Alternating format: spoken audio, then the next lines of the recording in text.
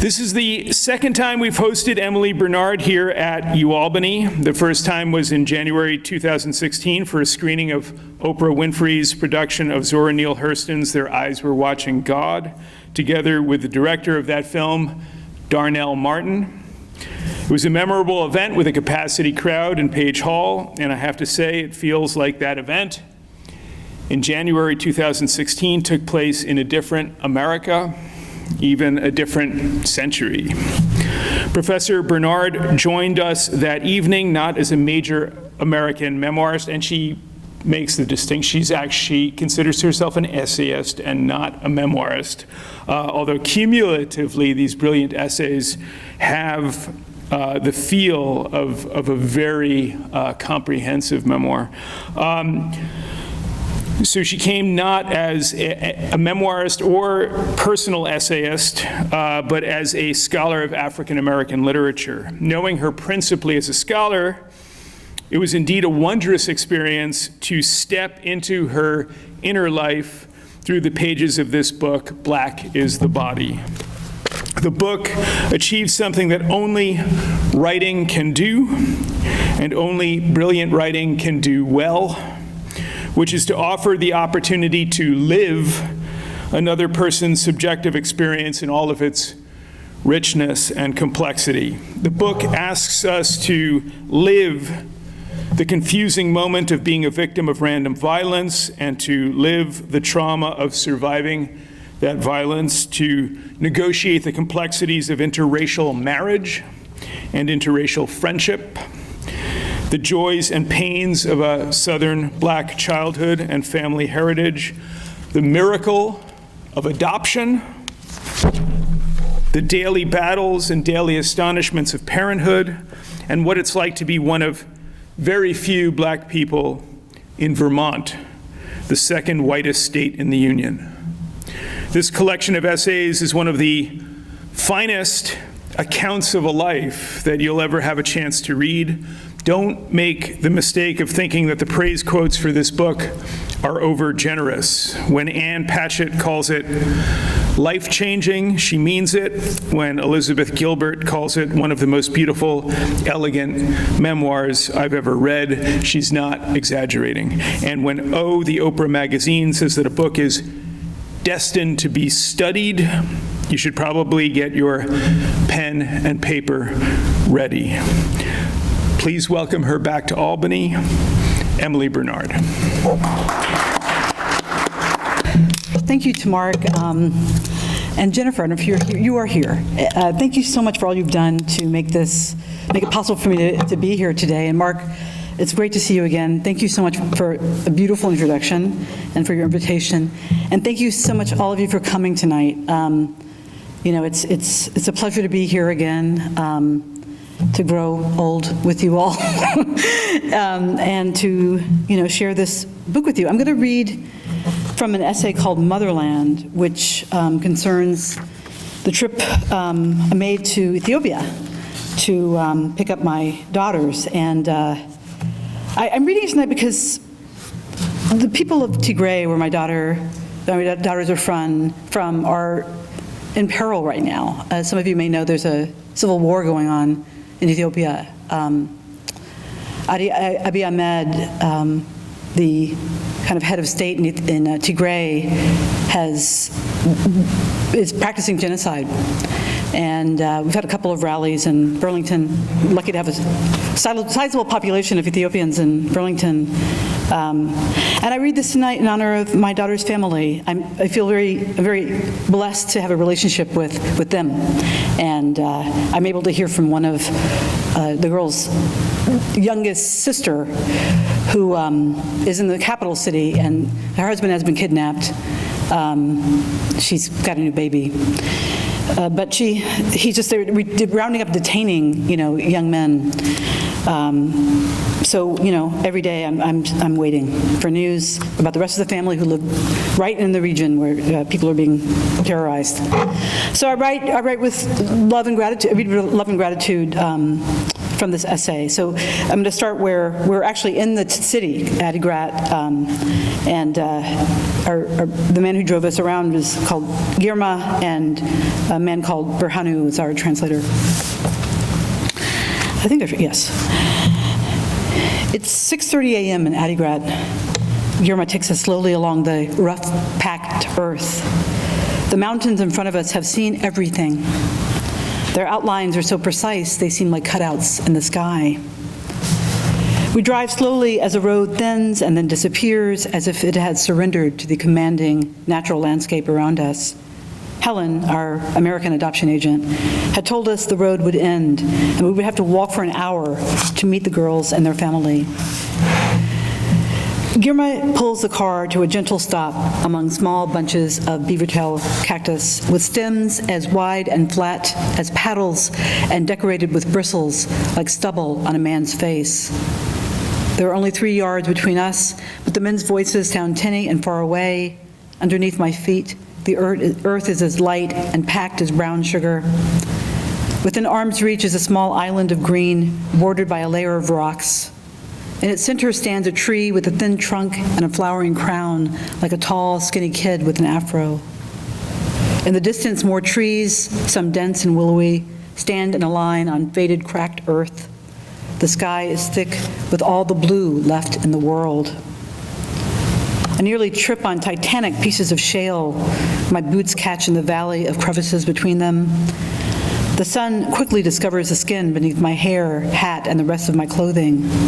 I feel its piercing impact in my joints and lungs.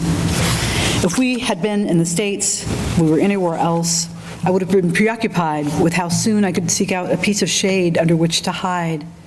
But here, even as I stumble and trudge my way forward, I begin to understand that beneath this piercing sun and breathtaking sky, it's exactly where I belong.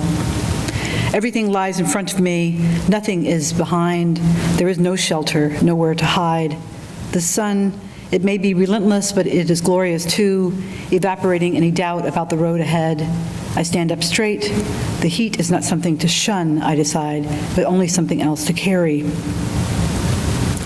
As we approach a group of thatched huts topped with perfect cylinders of long grass, my heart beats so rapidly that I reflexively cover it with my hand. I smooth my shirt and adjust my hat. I hope I look like what the family wants for their twins. As we are greeted by the people to whom the girls belong, I imagine a woman being presented to a groom at the inauguration of an arranged marriage. Be prepared to be treated like royalty, Helen had written in an unusually helpful email. Indeed, the girls' family had slaughtered a sheep in our honor.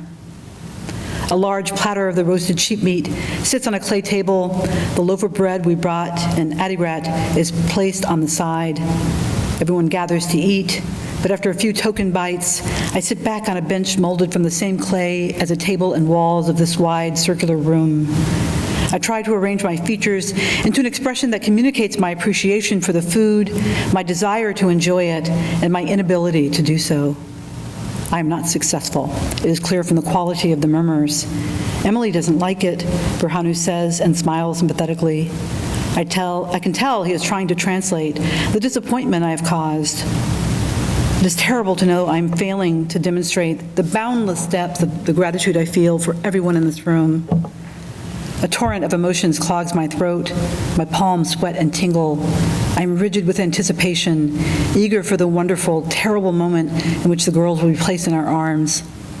Beside me, my husband John eats heartily and drinks sheep's milk from a tin cup. I cannot say no when the milk is offered to me. I feel multiple pairs of interested eyes on me as I bring the cup to my mouth. The twins' grandmother brings out the baby we will know as Isabella. She is wrapped in the same light blue quilted outfit that she wears in a picture that Helen sent us months ago. Her grandmother, a slight woman with a lightly wrinkled face, stands in a space that separates 2 rooms of the family home. The sky shines a movie star light down on the 2 of them. Isabella regards me dispassionately as she takes in the entire scene. Julia emerges mid-wail. She's afraid because she has never seen white skin, Berhanu says, and gently touches John's arm. Julia continues to cry as we stand outside the compound and are presented with carrots so bright and large they could serve as props in a Bugs Bunny cartoon. John gathers us together for a photograph before we begin the trek back to the Land Rover. The return hike feels more arduous, the sun hotter, the air drier. I'm trying not to show my exhaustion. The grandmother has a swaddled Isabella strapped to her back. Her steps are light and efficient on veins of rock that protrude from the earth. I walk next to one of the baby's cousins, a girl of 11 or 12. Her eyes are large and kind. The braids in her hair shine. She wears Julia, who seems to be dozing on her back underneath a cloth secured to her faded green dress. We take turns looking at each other and then looking away before the other one catches us. There is so much I want to ask and tell her, but the membrane of language, fine and opaque at once, travels with us like a mobile glass partition. Even though it feels a bit silly, the next time I sense her looking, I meet her gaze and, for the second time today, put my hand over my heart. I press down hard. When she looks away, she is still smiling. You're part of our family now, an older male cousin tells us, but that's it for goodbyes. John and I are hustled into the car, whose rumbling engine inspires more caterwauling from Julia. The babies are shuffled around. I hold Julia, who screams and stares at me with tears cascading from her eyes. Isabella rests quietly in John's lap, snug in the nest of his arms and chest. Suddenly she sits up and opens her mouth slightly. Sheep's milk spills out of her tiny body. Julia follows suit. For her second round, I take my hat and turn it upside down under her chin. 3 hours later, we have become almost used to the smell and feeling of our daughter's vomit caked on our clothing. We are sticky with heat and sweat and bodily fluids by the time we arrive at the airport in Mekelle. John leaves the girls with me while he rushes to the bathroom to clean out my hat and rinse Isabella's excretions from his shirt. With the baby tucked into the crook of each arm, I sink into a plastic chair. My dizziness and blurry vision must be a result of the heat, I think. An older woman wearing a black hijab sits down next to me. She holds her arms open. I hand her Julia, and she pulls a small blanket from her belongings and hands it to me. She and John each take one of my arms when it's time to board.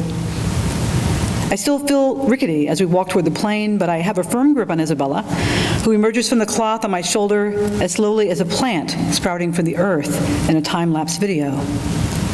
She stretches her neck like a periscope and pivots her head slowly, a stern look on her face, like a general assessing a battlefield, or a Magellan surveying the Atlantic, I think. And when she smiles, I believe we are sharing our first private joke.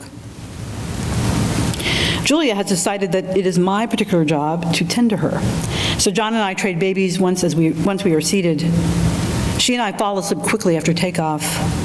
A few minutes later, a wave of pain propels me out of my seat and toward the bathroom.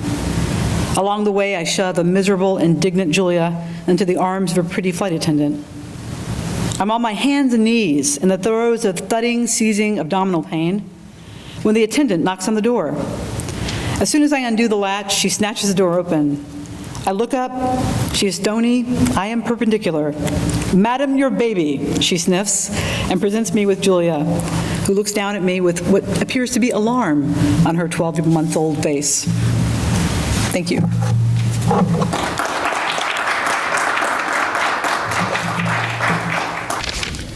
So, would you find it fun to talk about how Julia and Isabella are negotiating the various social constructions of race and identity that have been imposed on them? Wow, that's a big question. They're growing up, and they're 15 now.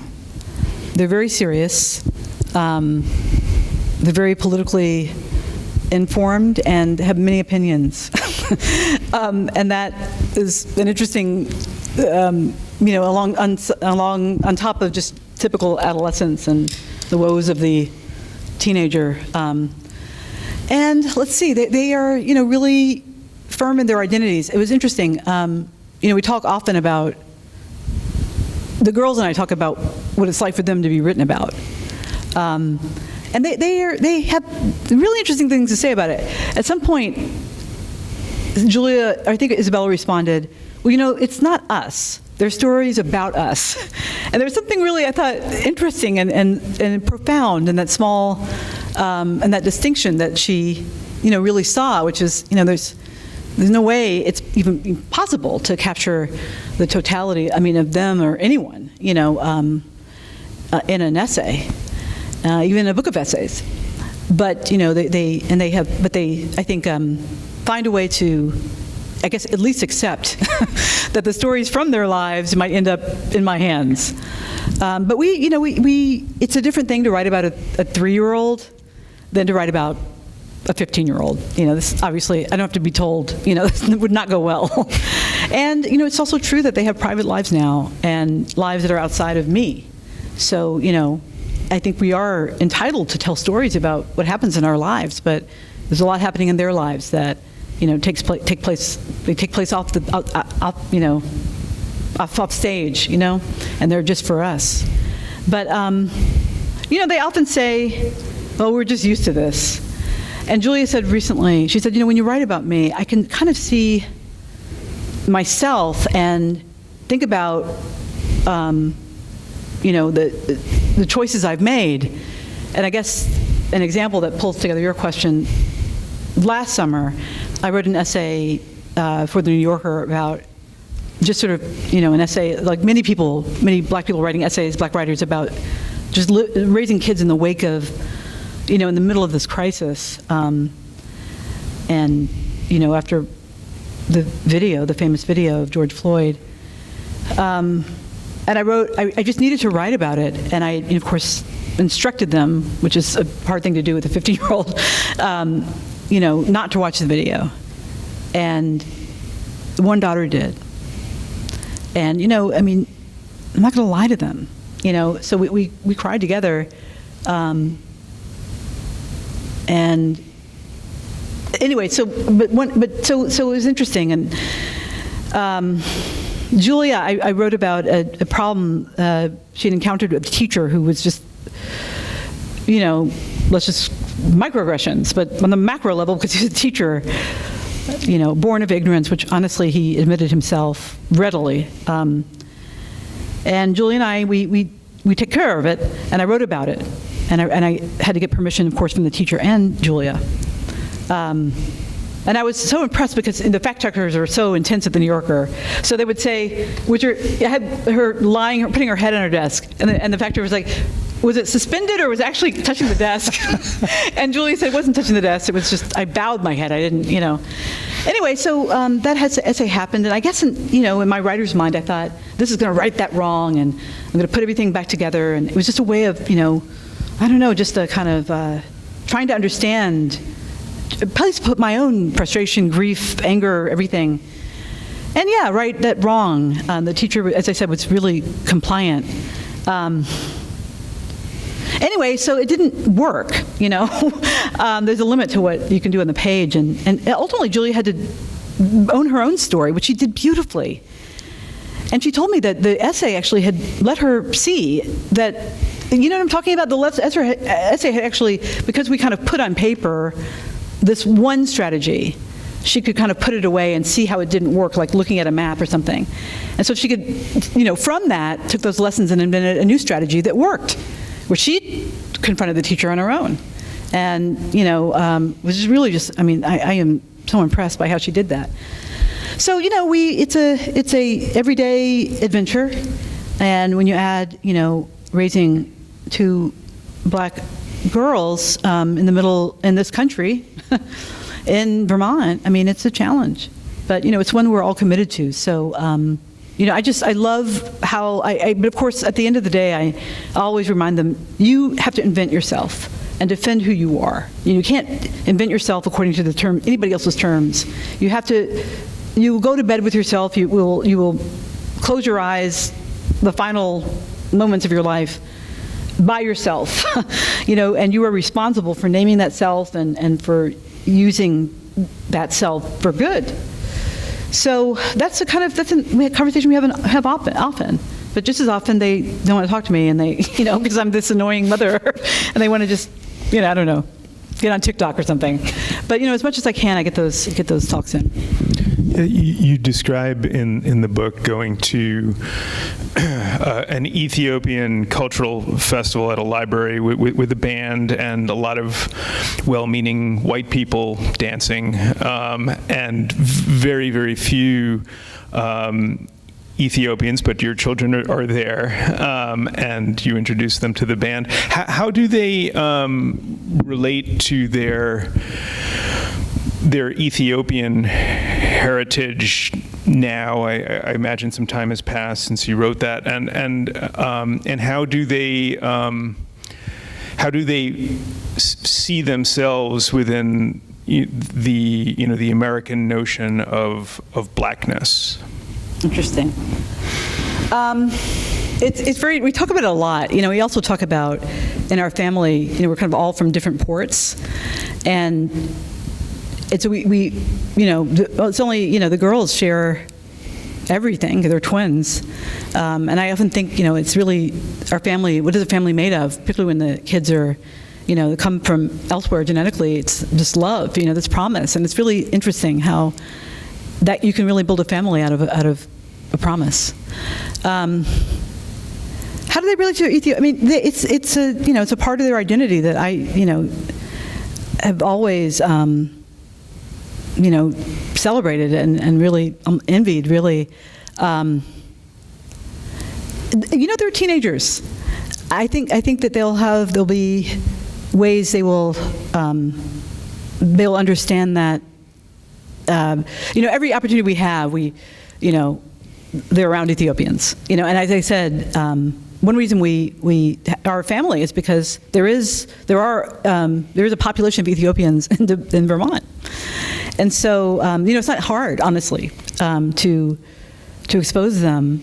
But I think it's you're a kid, you don't want to be different, and I think that just struggling with just sort of racism in this country is a full-time job, and developing and learning to love themselves. So I think that's to come. We do, and we haven't been able to recently because of all the crisis in Ethiopia, but we have fairly regularly, thankfully to technology, been able to communicate with their sister.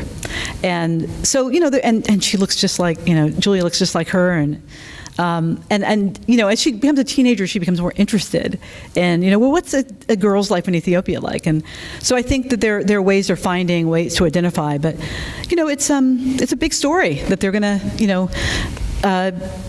be facing one day. I mean, it's inevitable, and I hope that they really approach it with a sense of joy. Yeah.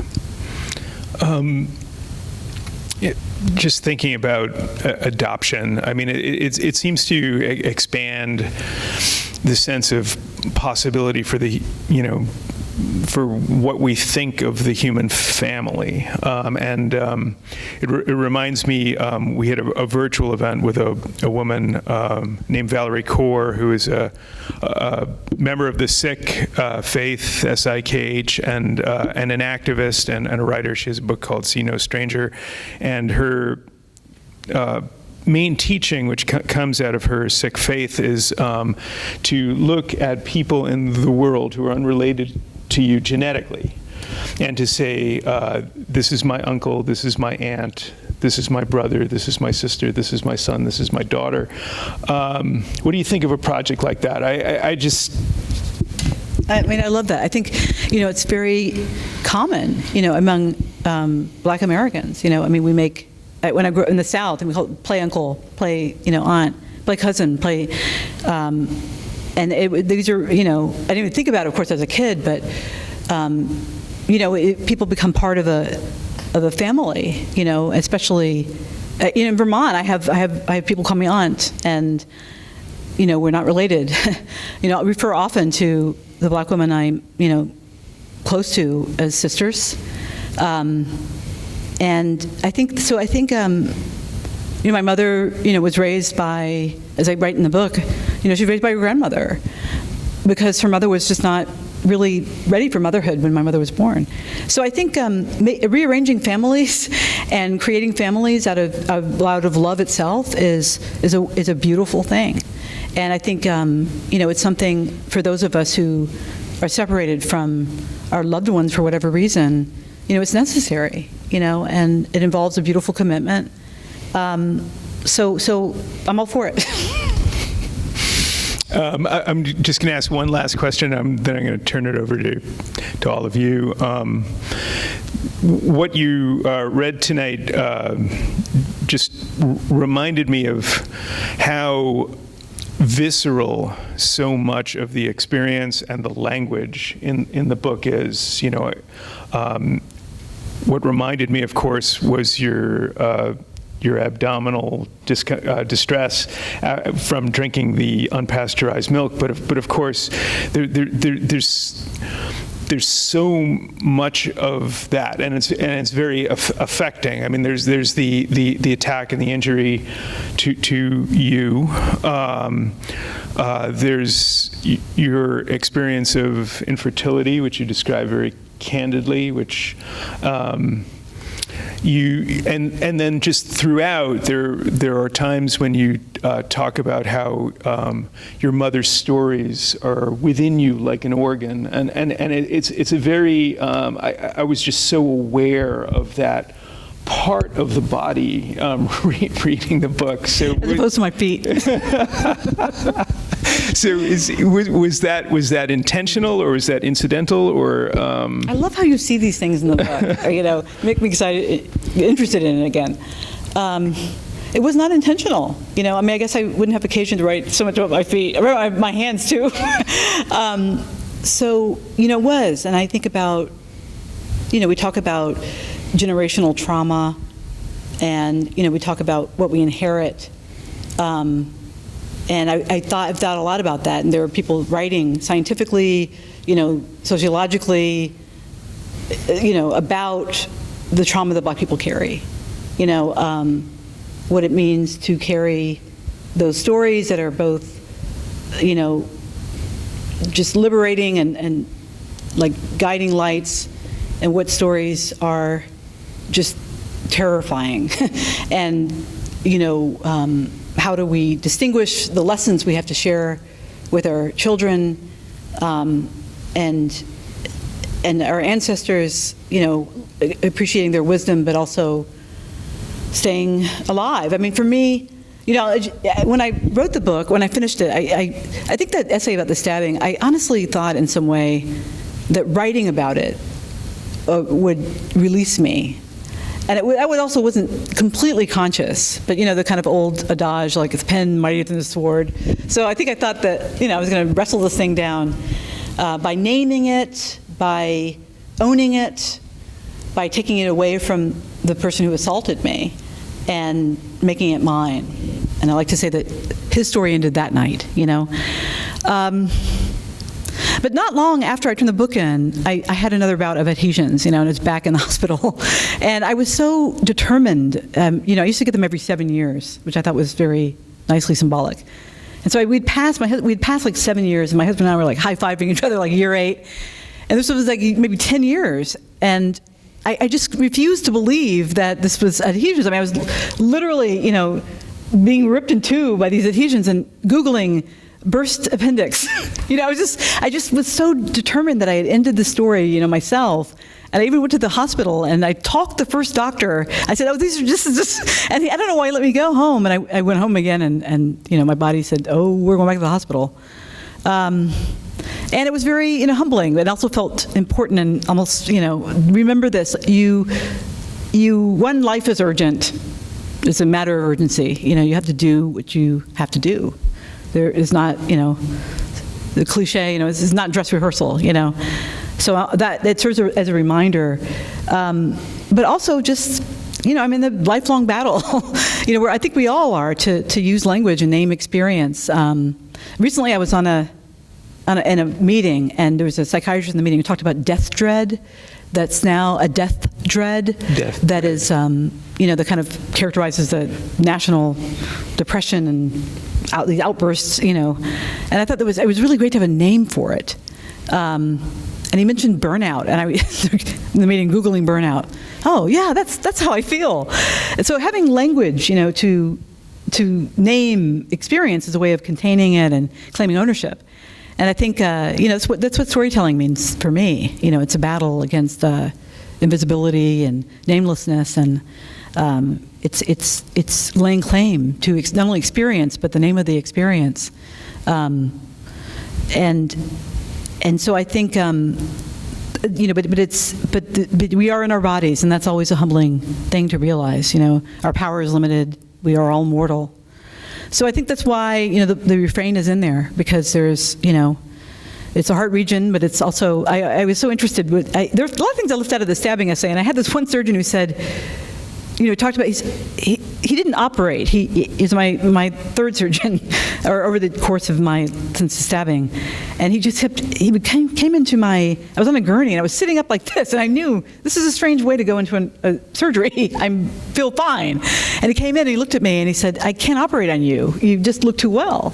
So I had these adhesions, and you hope that they unblock naturally, but I'd pass the threshold when they decide, okay, we have to get in there, and so he said, "Let's wait one more day." And it cleared up. I don't know why, and I said, how did you know? And he said, it was a gut instinct. and it just seemed, we talked about the gut as a metaphor. And, from ancient times, people believed that so much lived in the gut. And so, I don't know. I mean, I guess I'd like to find the art in everything. And so I use that scar, and I use that story, I use that experience to, still the lessons are still unfolding. So Jen has a microphone, and so I can't really see that well, but she can choose if you do have your hand up, she can come over with a microphone. Anybody have any questions? I can keep going, but yeah, okay, there's some there.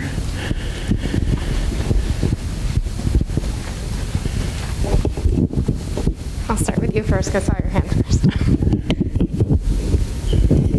Hi.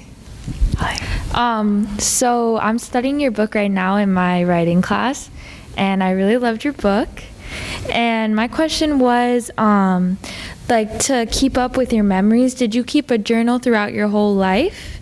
And also, did you embellish your stories with details? That's a good question.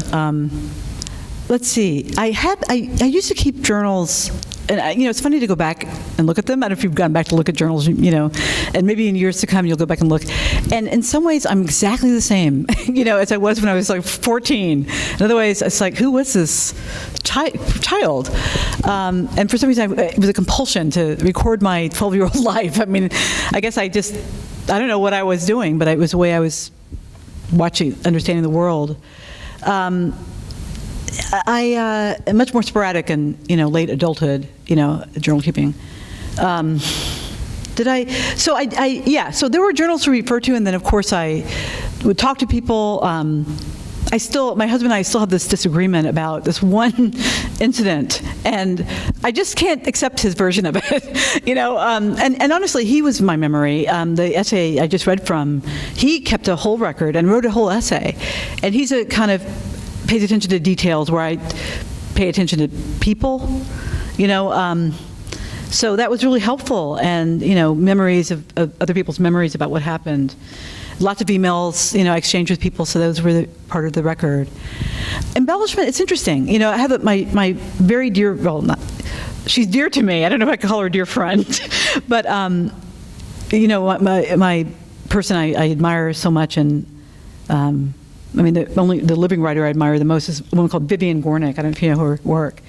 We're becoming friends, believe it or not. And so I consult her a lot on this. She's a brilliant memoirist and an essayist. And I asked her, she was caught.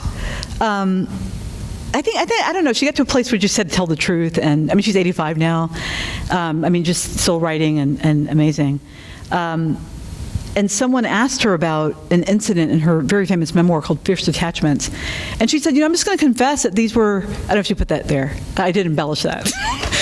She said, I'm going to just, those were two separate incidents, or there's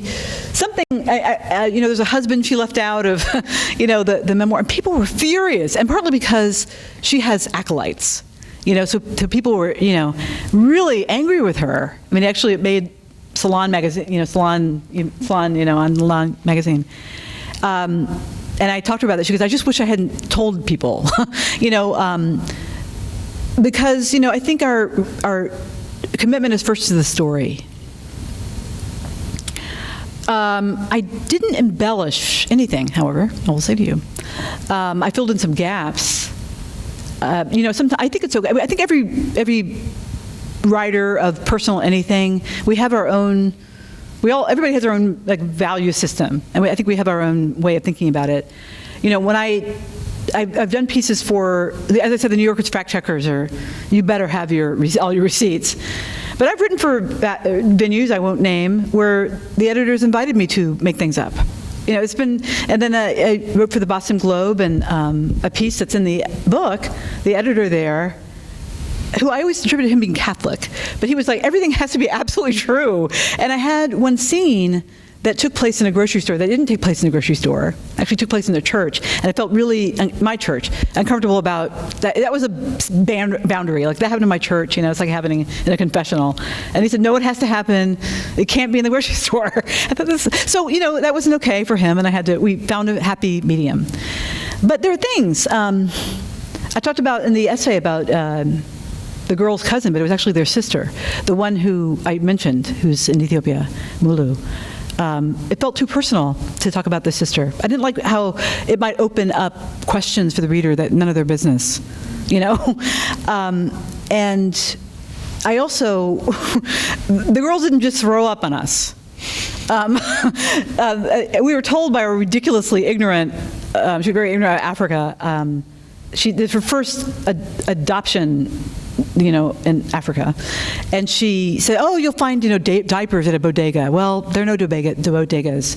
It's like another century, where we were. It was ridiculous. So you can let your imagination, they had a full meal. Let your imagination take you.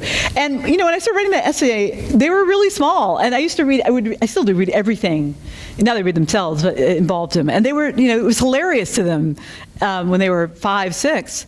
And that part was in there. And, it was Isabella who gave us her gift. And, she really didn't want that to be her. And Julia was like, I'll do it. I'll be that person. I'll take one for the team. And I said, Julia, 10 years from now, you're not going to want, when you're going to your prom or whatever, you're not going to want this story, to follow you. And that felt okay to me, I'd left out some parts in the adoption essay. The American agent who I talked about, I still think is a very nefarious force in the world. But it turned out that there was I write about the whole thing, and you'll see why she was brought, became persona non grata in Ethiopia, because she was doing terrible things and being very dishonest. And everyone knew this. But, and I tell the story about having to go to the American embassy, and almost, I just renounced her, I testified, I turned on her like Joe McCarthy's court, and I said, we renounced this woman. But anyway, it turned out the American agent, another set of agents were actually, had to go to jail. But it wasn't emotionally true for me. They were not, I didn't love them, but they were not harmful to me and to my family. And Jane was, Marjorie was. So I embellished in those, I changed names, but, and so I had to tell the truth the way it happened. I decided I'd tell the emotional truth. And the lawyer for the publishing house said, we have to have a disclaimer at the end. And so we found language that worked for both of us. So those were among the compromises I made, but I didn't embellish. I may have gotten some things wrong, because memory is, just unreliable, as we know. But I really am was serious about telling the truth. Thank you.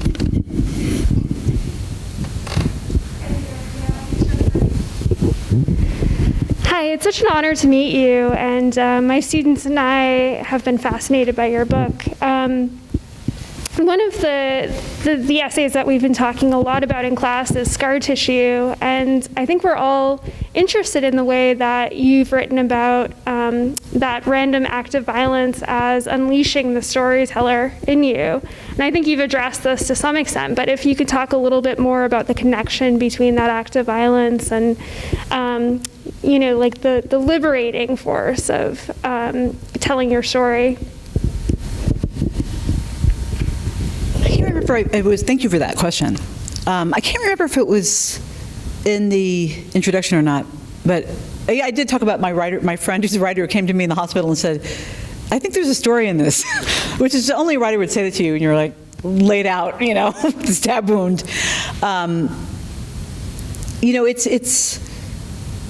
It has been the story of my life in some way.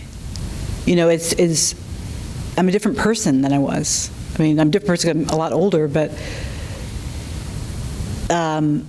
it has shaped my experience in the world, I think, in really good ways and in ways that are, I can't walk on the street with AirPods in. I can't not know what's happening in my environment. And if I'm in a place and someone suddenly starts running, I wrote about this. You read that, all the flares go up, and that's something I have to live with. But I have a name for it, so it's easier. So it's about recognizing that, I think, that our lives are made of sorrow and beauty and all those things. I mean, I'm happy to be alive. I think often if this happened now, I'd be dead. He would have had a gun, And this was back before these things were happening every day. So, that's why it became like national news. I think today, who would care about it back on? I mean, you know what I'm saying? It would be buried under all these other news stories. I don't know if that was a good thing or bad thing, but it certainly made me think a lot about how we record the truth. That's what the essay really is about. I mean, it was a long time coming. I was, it took me a long time as I wrote to write that essay, and I was only because a friend of mine was teaching a seminar, and the theme was, I can't remember, it was something really fancy, but the question was, how do we know things? It was about epistemology, I guess. And so I thought, well, this is a good way to get into this, because I do have these, I've been having these things, these newspaper reports, hospital records, and I had them. It's a really important record of this time in my life. And so I thought, well, how do I know what happened? I have my memory, but I also, there are other people who are involved, and I think it's, in some ways a metaphor for so many things. I mean, I said earlier that, you write a book and then it belongs to the readers. It's their book. It's not your book anymore. And so, you know how it is. I mean, you listen to songs, some of them describe something in your life but Rihanna doesn't know who you are, And so in that same way, you want the reader to find something in there that's useful for them. And, that's what the experience has meant for me. I found something in it that's useful for me. I gave a reading and a woman said, it's writing from the wound. And I thought that's interesting, writing from the room as opposed to, I don't know what the other half of that was, but it was really wonderful the way she put it together. And so I think about that. And then, of course, I think about its relationship to, the kind of psychic violence that you experience as a Black person, connected to other Black people. You feel it, It's inescapable. In Passing, the movie on Netflix, you can see it. I think it's that novel, or another novel that Nell Larson wrote. The characters wonder at race. What is it? So in the 1920s. So I think about that, and we've made a lot as Black people in this country. from the great wound, of being severed, our histories. So we made a lot of that.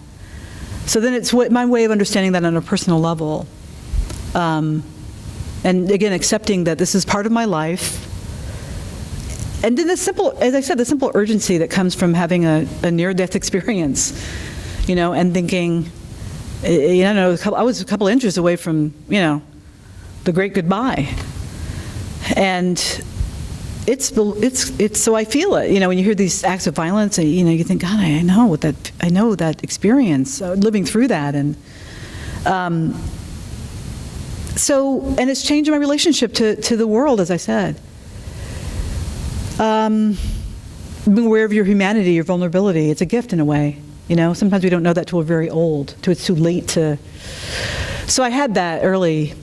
I remember actually coming out of the hospital, and I was, people rushing around you. It's so important. And I thought, God, this is like to be old. The world is rushing by, and let me just get to where I need to go.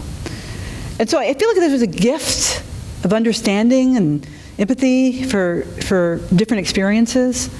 And that's, I just have to do that. I have to know that. I'm just that kind of person. So it has served a purpose, but I'd rather it didn't happen, but it did. So I have to go on, and I have to make meaning, of all the things that happened to me. I don't want anything to defeat me as long as I'm alive. So that was an early lesson and a confirmation of that need to just be alive.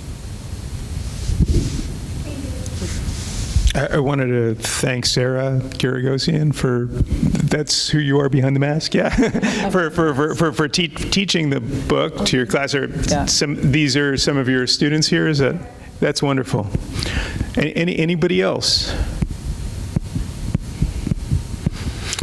So we're coming close to time, and I think we can do 2 or 3 more questions, but I'll ask one of them. I've got so many that I'd like to ask, but early on in the book, you quote Zora Neale Hurston. One of the things that drives you, you say in her words, is, quote, the oldest human longing, self-revelation.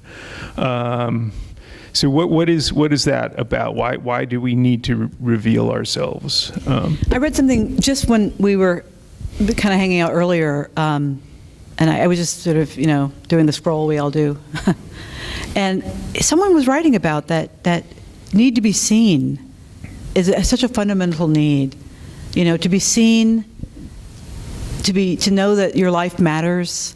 It is so important. And people die of loneliness and die of invisibility, and so I think it's really connected to that.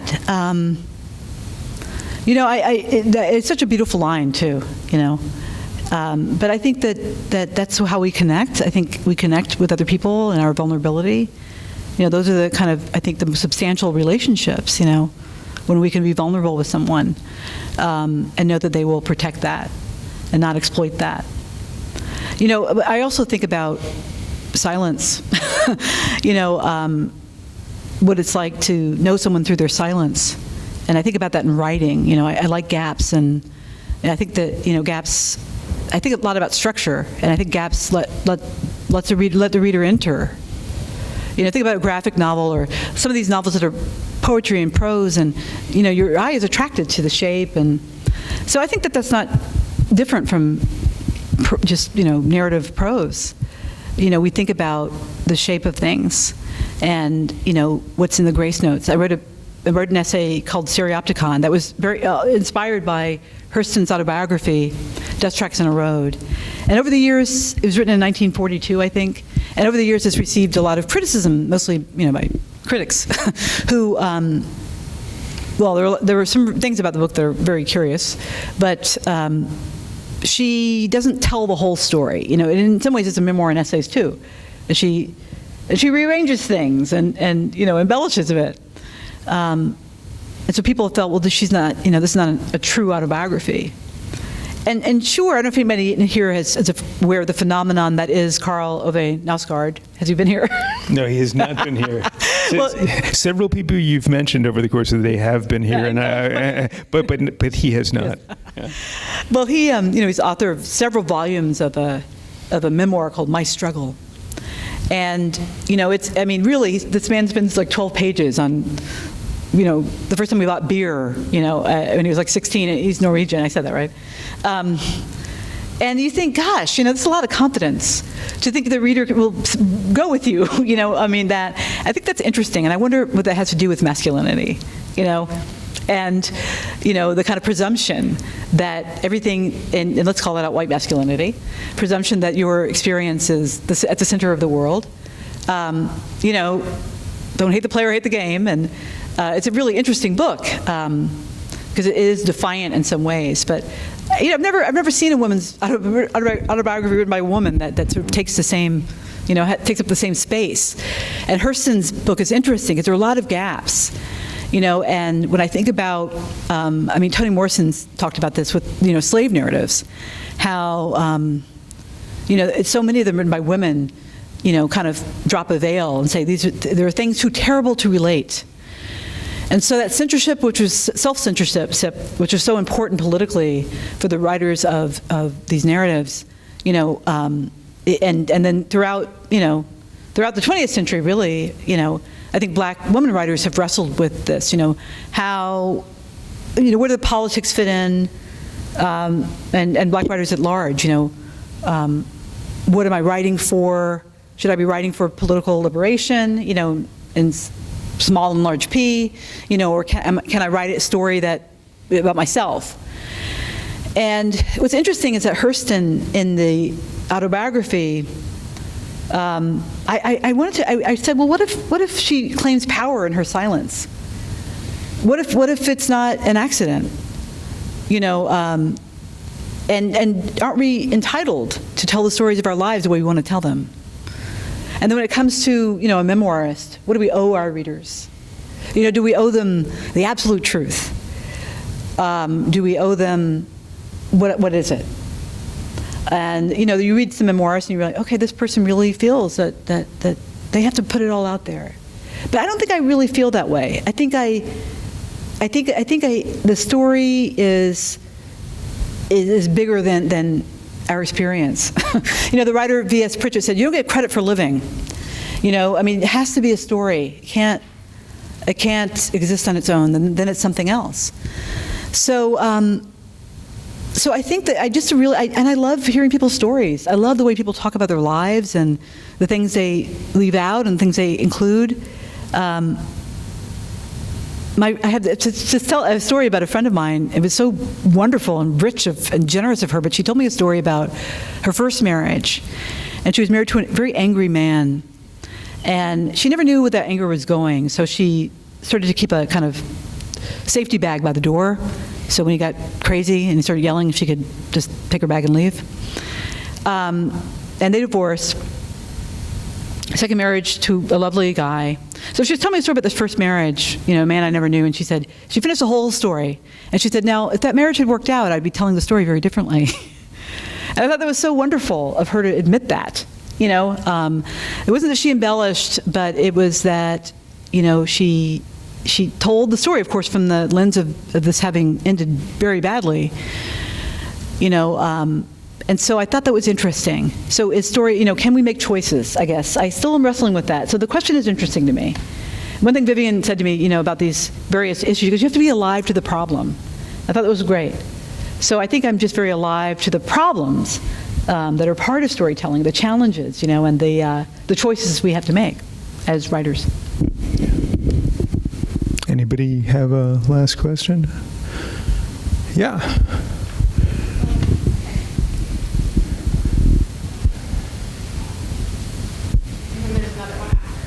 Good.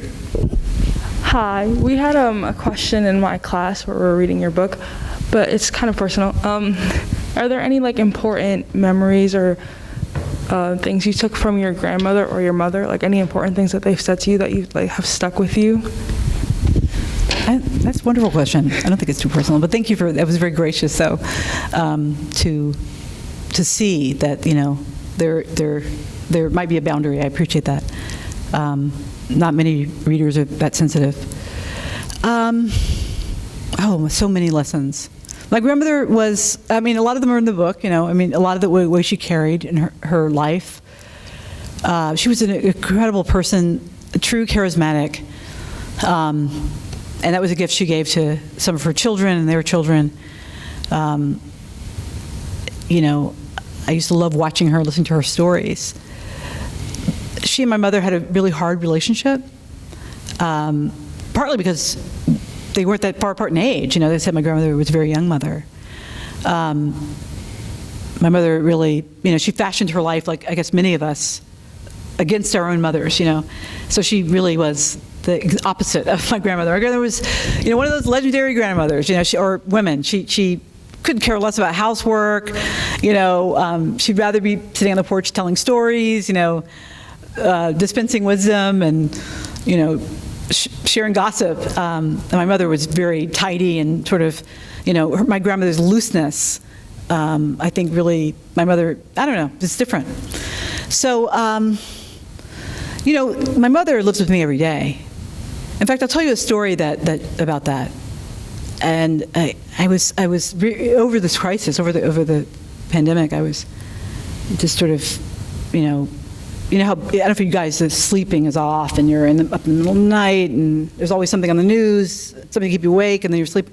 So I was having a sort of midday nap and drowsily, and all of a sudden I was just able to see her.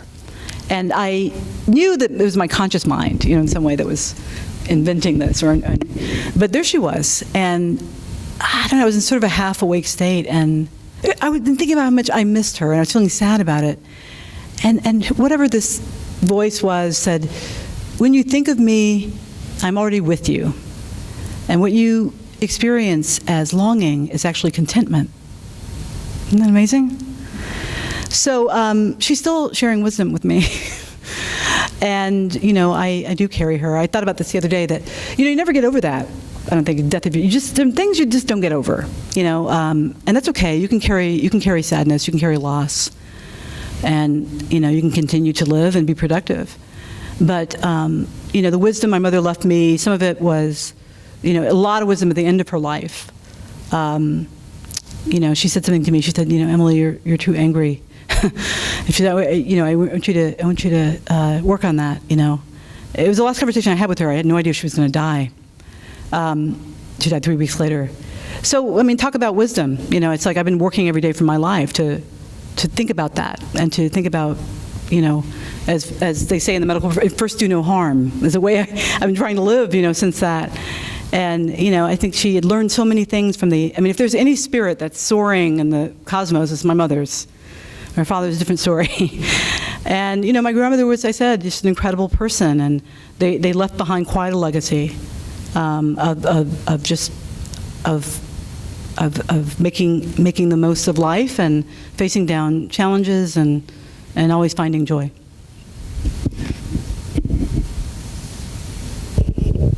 Hi, I'd like to set up the same boundary, but throughout the story, especially in the title, you talk about and even that last question, you talk about what you've taken from your grandmother and your mother. So I'd just like to ask the question, what have your daughters taken from all 3 generations that you kind of talked about? What a great question. It's so interesting about adoption. It's so much choice involved. That was something my husband and I were very uncomfortable with, of course, So we saw these twins, though, as I wrote about in the book, and that was it. But they have really chosen, they're really, I think it's always because of that. We've talked about it a little bit. They really, family is very important to them. They really need to see, particularly my family, for obvious reasons. So we go to New York, we go to Brooklyn, and very close to, and Julia, particularly my daughter, she needs to see her aunts, and even when I've had fights with my brothers, she's like, well, that's my uncle, so you guys do you, but this is my uncle. So, they, in wonderful ways, and both of their grandparents, they they didn't get to know my parents very well because my parents lived in Nashville, and we lived always on the East Coast. But we share stories all the time. We talk about their biological mother and what that is. In fact, Isabel said recently, she said, "Oh, maybe something about, I don't know what it was. Somebody was talking about making contact with, the dead, and she said that. She said, I'd like to talk to meet my biological mother." And I always say, I just, you have such a bounty of family and all these people who just would die for you, And I think that, I watch them and they're so courageous. I'm often stunned. I mean, your parents, I'm sure, are stunned as well. They probably look at you and you think they're crazy, but they're just amazed by who you are, You'll see. And just having all kinds of young people in your life, just wow, So I try to share, the mistakes I've made, and say, I did that. You don't have to do that.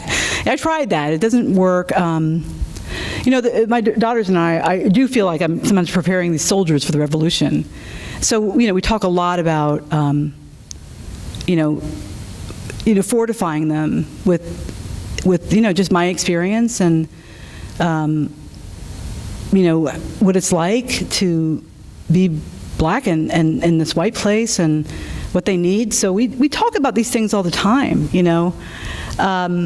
I'd like to think that I'm sharing some things they can use and will use in their lives. And my mother's wisdom is probably yours too, or grandmother's, it's still with me all the time. I just regret that I never got to ask her all those questions, So do that with your elders now. So I'm trying to do that with them. I'm trying to do that with them. And of course, they sometimes roll their eye, she goes again with one of her stories. But, I hope that but I know I did that too. And then I treasure them so much. So, and they know how, I talk about my mother a lot, and they know how important she was to me and that wisdom. And I always remind them, your great grandmother, picked beans and washed out cans so you could be here. So you could be here, and so I could write books. So I try to impress that upon them, but they also have this wonderful family in Ethiopia that, I hope they get to know. And I'm sure there's a beautiful, beautiful wisdom there, So, we try to approach it that way, that there's, the bounty is there, and they are free to pick and choose, what they can use. But they have a lot to work with, good and bad. So books are for sale, and if you have books and you'd like to have them signed and chat with Emily Bernard, you can have that opportunity. We'll be doing that outside near the entrance. I know somehow that we will bring her back again for another book. For Emily, please give some applause for Emily Bernard.